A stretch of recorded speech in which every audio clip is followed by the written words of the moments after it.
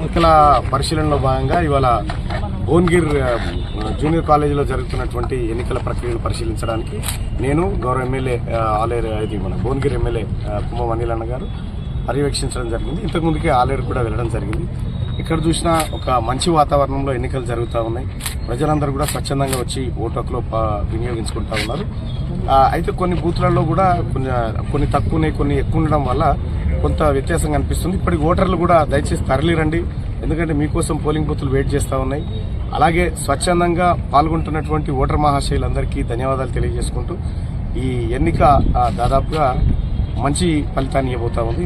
గొంతుగా 8-10 ఏళ్ళు ఉద్యోగం చేసి అంతకుముందున్న ప్రభుత్వాన్ని నిలదీసి ప్రజలను చైతన్యం చేసి ఓ మార్పు దిశగా పోయే కార్యక్రమంలో ప్రధాన పాత్ర పోషించిన మల్లన్న గారిని ఆశీర్వదించాలని కోరును. ప్రజలు అదే అనుకుంటున్నారు. అదేగాక గెలిచిన నూతనంగా వచ్చిన కాంగ్రెస్ ప్రభుత్వాన్ని కూడా ఆశీర్వదించాలి. ఇంకా ఈ ఆశీర్వాదంతో ఇంకా బాగా పనులు చేయాలి. సో ఆ ఉత్సాహం అయితే ఉన్నది. ఇంకోటి ఏంటంటే మల్లన్న గారు మా స్థానికుడు.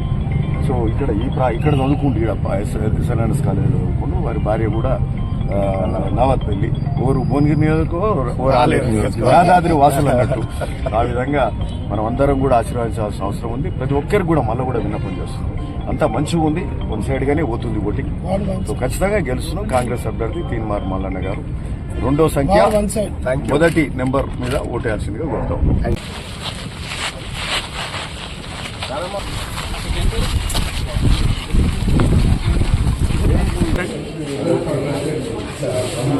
క్యాప్ వస్తుందన్న ప్లీజ్ కొంచెం ప్లీజ్.